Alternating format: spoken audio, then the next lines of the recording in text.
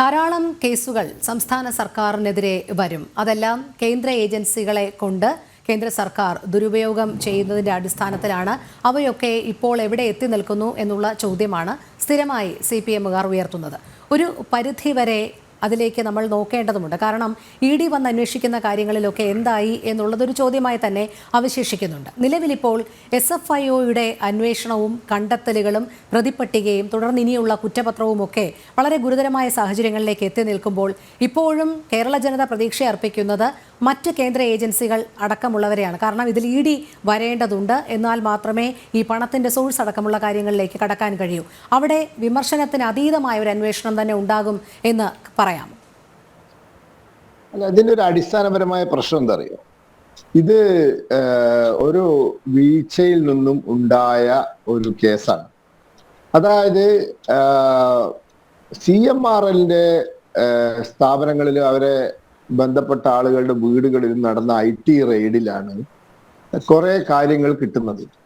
അതായത് അവരുടെ കമ്പനി നടത്തിയ ചില ഇല്ലീഗൽ അല്ലെങ്കിൽ അൺവാണ്ടഡ് പേയ്മെന്റ്സ് അല്ലെങ്കിൽ ബോണോഫൈഡ്നെസ് ഇല്ലാത്ത പേയ്മെന്റ്സിനെ പറ്റി വിവരങ്ങൾ കിട്ടി. അതുമായി ബന്ധപ്പെട്ട നടപടിയിലാണ് ഈ പേയ്മെന്റ് എന്തിനാണ് എന്ന ചോദ്യത്തിന് അവർക്ക് കൃത്യമായ ഉത്തരം പറയാൻ സാധിച്ചിട്ടില്ല. CMRL-ന് ഇൻകം ടാക്സ് ഡിപ്പാർട്ട്മെന്റ് മുമ്പാകെ ഞങ്ങൾ ഈ എക്സാലോജിക് കമ്പനിക്ക് ഇത്ര രൂപ കൊടുത്തത് ഇന്ന സേവനത്തിനാണ്, ഇന്ന ജോലിയാണ് അവർ ചെയ്തത് എന്ന് ബോധ്യപ്പെടുത്തിയിരുന്നെങ്കിൽ അത് ഇൻകം ടാക്സ് ഡിപ്പാർട്ട്മെന്റ് അത് ഒരു ജെന്യുവിനായ ഒരു എക്സ്പെൻസ്, അതായത് IT-യിൽ നിങ്ങൾ ഒരു സ്ഥാപനം നടത്തുമ്പോൾ നിങ്ങളുടെ ചെലവുകൾ നിങ്ങൾ ടാക്സബിൾ അല്ല. നിങ്ങളുടെ വരുമാനത്തിൽ നിന്നും നിങ്ങൾക്ക് സംഭവിക്കുന്ന യഥാർത്ഥ ചെലവുകൾ ടാക്സബിൾ അല്ല. ചെലവ് കഴിഞ്ഞിട്ടുള്ള വരുമാനമാണ് ടാക്സബിൾ. അതിൽ പക്ഷേ ഈ ലക്ഷറി എന്നൊക്കെ പറയുന്ന luxury items, purchasing of luxury items, അങ്ങനെ പലതും ഉണ്ട്. അതൊക്കെ ചിലപ്പോൾ ബുദ്ധിമുട്ടാവും. പക്ഷേ നിങ്ങൾക്കൊരു സ്ഥാപനം നടത്തിക്കൊണ്ടുപോകാൻ ഉണ്ടാവുന്ന ഇപ്പൊ ഇലക്ട്രിസിറ്റി ചാർജസ്, അതല്ലെങ്കിൽ ബിൽഡിംഗ് മെയിൻ്റനൻസ്, വാടക, നിങ്ങളുടെ സാലറി, ഇതൊക്കെ നിങ്ങൾക്ക് ജെന്യുവിനായി ബോണഫൈഡ് ആയിട്ട് എക്സ്പെൻസസ് ആയി കണക്കാക്കും. ഈ പേയ്മെന്റിന്റെ കാര്യത്തിൽ ഇൻകം ടാക്സ് ഡിപ്പാർട്ട്മെന്റ് റിപ്പീറ്റഡ് ആയ ക്വറിക്ക് ഉത്തരം പറയാൻ CMRL-ന് സാധിച്ചിട്ടില്ല.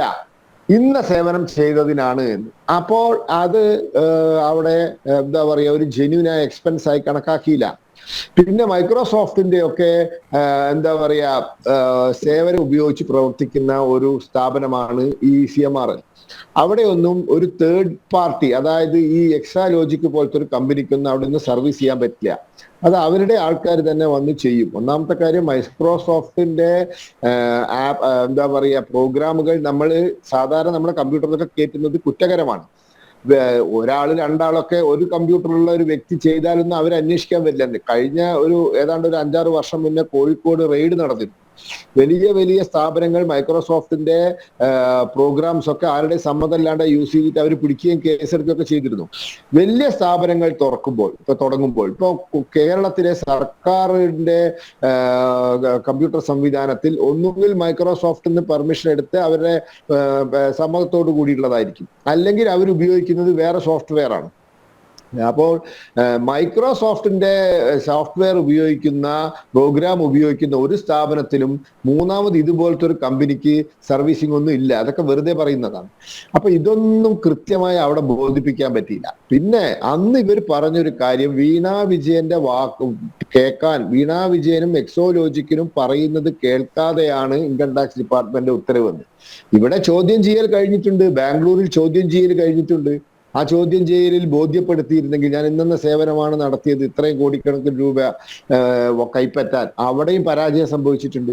അപ്പൊ ഇതാണ് ഈ കേസിന്റെ ആധാരം, ഒരു വീഴ്ച. അതായത് എന്തിനു വേണ്ടി ഈ പൈസ കൊടുത്തു എന്ന് ബോധ്യപ്പെടുത്താൻ സാധിക്കാത്തതിന്റെ ആ വീഴ്ചയിൽ നിന്നാണ് ഈ കേസ് ഉണ്ടായിരിക്കുന്നത്. അപ്പൊ അതാണ് പറയുന്നത്. ഇത് ഒരു ചെറിയ കാര്യമല്ല, ഒരു വലിയ കാര്യമാണ്.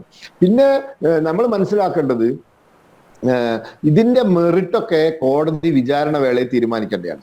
ഇതിന്റെ മെറിറ്റൊക്കെ അവിടെ തീരുമാനിക്കേണ്ടത്. പിന്നെ കോടിയേരി ബാലകൃഷ്ണന്റെ കേസുമായി ഇതിനെ താരതമ്യം ചെയ്തു. കോടിയേരി ബാലകൃഷ്ണന്റെ മകന് ഇടപാടുണ്ടായിരുന്നത് ബാംഗ്ലൂരിലെ ഒരു എന്താ പറയാ ഒരു മിസ്റ്റീരിയസ് ക്യാരക്ടറുമായിട്ടാണ്.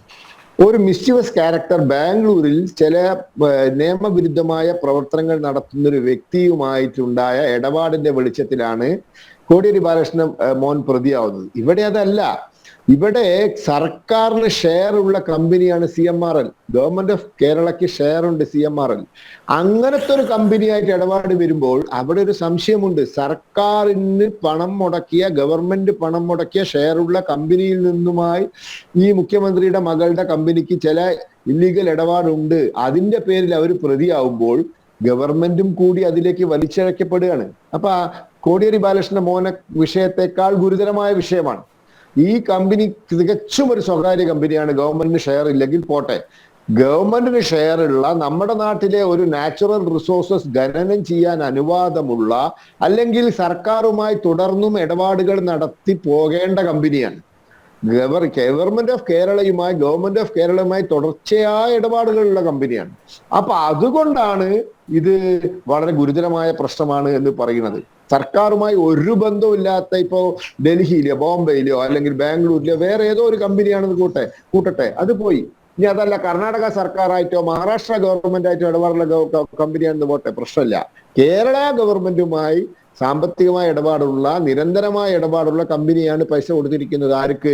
സംസ്ഥാന മുഖ്യമന്ത്രിയുടെ മകൾക്ക്. എന്തിന് എന്നുള്ള ചോദ്യത്തിന് കൃത്യമായ ഉത്തരം നൽകി അന്വേഷണ ഏജൻസികളെ ബോധ്യപ്പെടുത്താൻ സാധിച്ചിട്ടില്ല. ഇനിയിപ്പോ കോടതിയെ ബോധ്യപ്പെടുത്തേണ്ടി വരും. കാരണം കേസ് അവിടെ എത്തുമ്പോൾ കോടതിയെ ബോധ്യപ്പെടുത്തേണ്ടി വരും. അപ്പൊ ഇതൊരു അങ്ങനെ നിങ്ങൾ അത്ര ഈസി ആയി കാണേണ്ട കാര്യമല്ല. ഇത് ലേശം ഗുരുതരമാണ്. അപ്പോ ഞാൻ പറയുന്നത്, മറ്റുള്ളവരോടൊക്കെ പറയുമായിരുന്നല്ലോ രാജിവെക്കണം, അങ്ങനെയാക്കണം, ഇങ്ങനെയാക്കണം. ഉമ്മൻചാണ്ടിയോട് കുറെ പറഞ്ഞിരുന്നല്ലോ രാജിവെക്കാൻ. പലരോടും പറഞ്ഞിരുന്നല്ലോ. ഇതൊക്കെ അവനവനും ബാധകമാണ് എന്ന് മനസ്സിലാക്കിയാൽ മതി.